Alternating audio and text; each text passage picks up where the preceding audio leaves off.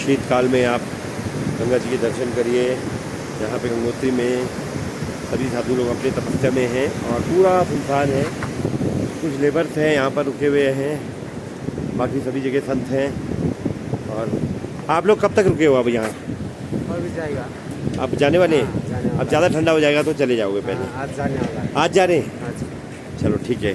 कैसे लगा यहाँ, कितना ठंडा लगा? बहुत ठंडा लगा यार। कितना हो जाता है टेम्परेचर, कितना कम होता है यहाँ?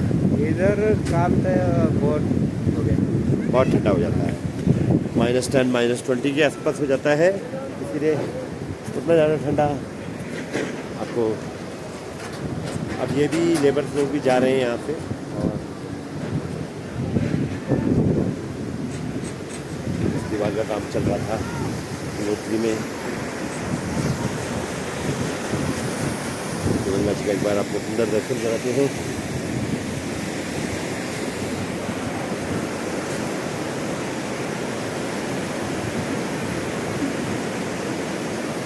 जय माँ गंगे, हर हर गंगे। जय माँ गंगे, हर हर गंगे।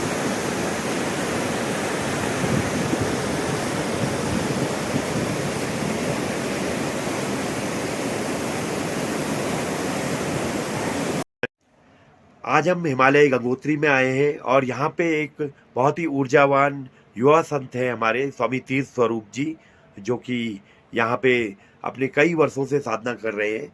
और इनसे स्वामी जी से पूछते हैं जैसे किस तरह साधक अपनी साधना करें, क्या उनको ध्यान देना चाहिए, क्या उनके मार्ग में परेशानी आती है, बाधाएं आती हैं और उन बाधाओं को वो कैसे पार करें। स्वामी जी हरिओम, प्रणाम आपको।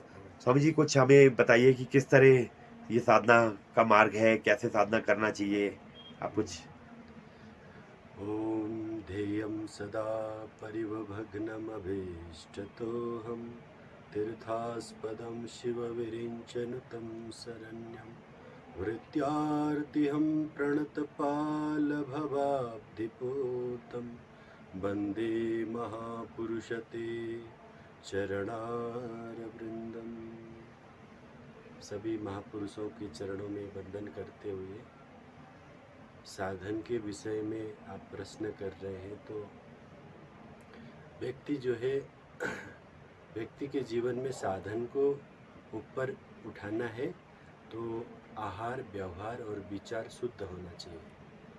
जैसे हम आहार शुद्ध में ये समझते हैं कि कोई अच्छे से भोजन निर्माण करते हैं तो उसको शुद्ध मानते हैं, पर ये नहीं कि हमने सवेरे बनाया हुआ शाम को भोजन करते हैं तो वह शुद्ध माना जाता है, कितना भी अच्छा बनाया। और व्यवहार शुद्ध होना चाहिए। दूसरे नंबर पे हमारा जो है परमात्मा के नाते सभी अपने हैं, क्योंकि कण कण में परमात्मा विराजमान है और हर व्यक्ति में विराजमान है, तो उसके नाते सभी हमारे अपने हैं। और जो है ये शरीर संसार का होने के नाते, ये शरीर संसार का है, क्योंकि पृथ्वी, जल, तेज, वायु, आकाश से ये संसार में शरीर निर्मित है। तो ये शरीर जो है संसार का है। संसार का शरीर होने के नाते संसार का कार्य आना चाहिए। जो भी हम अर्जित करते हैं वो मेरे लिए नहीं है। यदि मेरा होता तो हर समय मेरे पास होता। पहले नहीं था, अभी है, बाद में नहीं रहेगा, तो मेरा था ही नहीं। तो इस चीज़ का अच्छी तरीके से ज्ञान होना चाहिए, तभी जा कर के संसार की वस्तु में ममत्व नहीं रहेगा। हम हमारे पास आते हुए भी हम जन कल्याण के लिए सेवा कर सकते हैं जी। और मेरा न होने के कारण अहंकार भी नहीं आएगा। वास्तव में क्या होता है, सेवा तो बहुत लोग करते हैं, पर यह है कि ममत्व बुद्धि रख करके करते हैं। ममत्व बुद्धि रख कर जी समझिए, कोई भी कार्य है वो ममत्व बुद्धि मेरा है करके नहीं, ये परमात्मा का दिया हुआ है और परमात्मा के बनाए हुए संसार के जरूरतमंद लोगों के लिए है। और अपने को भी जितना ज़रूरत है उतना सदुपयोग करना चाहिए। धन का कभी भी दुरुपयोग नहीं किया जाता है, माँ का उपभोग नहीं किया जाता है। लक्ष्मी जो है माँ है, और माँ का जो है सदुपयोग किया जाना चाहिए, तभी जा कर के धनात् धर्म ततः सुखम कहते हैं। धन से धर्म होता है, या तो ज़रूरतमंद व्यक्ति के पास पहुंचता है तो उसके जो है सुख मिलती है, नहीं तो धन दुख भी देता है। तो इसीलिए जो है जो भी धन अर्जित कर रहे हैं और साधना के मार्ग में चलना चाहते हैं, तो उनका जो है धन सत् कार्य में लगे, ताकि मन पवित्र हो करके परमात्मा का चिंतन कर सकते हैं। तो हम तो यही कहते हैं, आप इस सत्मार्ग में आइए ताकि आपका जीवन धन्य हो जाए। आदि गुरु शंकराचार्य जी लिखते हैं कि अंतिम में कहते हैं कि केवल परमात्मा का चिंतन ही साथ में जाएगा, अन्य जितने भी वस्तु हैं सब जो है यहीं रह जाएगा।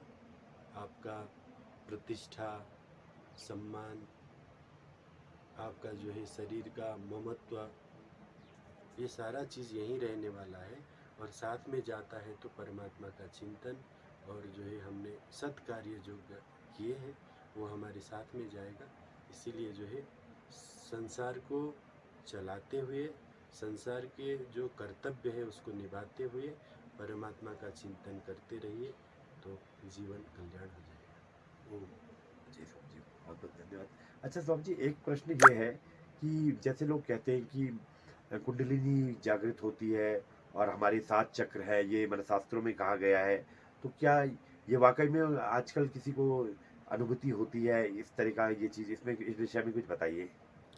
देखिए, उसके उदाहरण के रूप में साक्षात जो है स्वामी जी सुंदरानंद जी, उन्होंने जो है जीवन काल में एक बार मैंने भी ऐसे ही प्रश्न किया था उनसे, तो उन्होंने कहा कि देखिए कुंडलिनी शक्ति जागृत होती है, और उनका कहना ये था कि कभी भी कोई कहे कि आज्ञा चक्र से स्फुरन शुरू होता है, और कोई कहते हैं मूलाधार से शुरू होता है, तो उन्होंने मेरे को कहा कि जो व्यक्ति का भक्ति मार्गी है, भक्त है, तो हृदय चक्र सबसे पहले स्फुरन होता है, क्योंकि भक्ति का, प्रेम का जो है हृदय से संबंध होता है। ज्ञान मार्गी होता है, उसको जो है आज्ञा चक्र से स्फुरन शुरू होता है, और सामान्य व्यक्ति का मूलाधार से शुरू होता है यदि साधना में लगे। तो ये जो है स्वामी जी ज्वलंत उदाहरण है, स्वामी जी ने अनुभव किया है और किसी को करवाया भी है। कोई विदेशी स्वामी जी के 2-3 संपर्क में थे, उनका जो है स्वामी जी ने शक्तिपात करके उनका कुंडलिनी को जागरण किया है, ऐसा स्वामी जी का कहना है। तो स्वामी जी का कहना है तो बिल्कुल सत्य है, क्योंकि महान जनों ये न गता सपंथा, महान जनों ने जो कहा है उसको विश्वास और जीवन में उतारने का हम प्रयास करते हैं, तो निश्चित हमें जो है कुंडलिनी की जागरण का अनुभव कर सकते हैं। अच्छा स्वामी जी, और ये मंत्रों की भी शक्ति होती है, जैसे लोग भूत भविष्य बता देते हैं, तो क्या ये मंत्रों की शक्ति से संभव होता है ऐसा? जैसे इस तरह का उदाहरण हमें देखने को मिलता है आजकल में, कि लोग मतलब अब भूतकाल भविष्यकाल की कई घटनाएं बता देते हैं कई ज्ञानी लोग। देखिए, इस विषय में जो है तंत्र में जी। कर्ण पिशाचिनी करके एक शक्ति है। अच्छा जी। जिसका जो है जो तांत्रिक वाम मार्गी जो कहते हैं जिनको, वो जो है इस साधना को करके कर्ण पिशाचिनी आपको मतलब जो है कान में आकर के सामने वाले व्यक्ति के भविष्य के बारे में बता देती है। तो वही चीज़ कहते हैं, वो बिल्कुल नश्वर है, उस चीज़ में अधिक ध्यान नहीं देना चाहिए। व्यक्ति को परम तत्व को जानने का ज़्यादा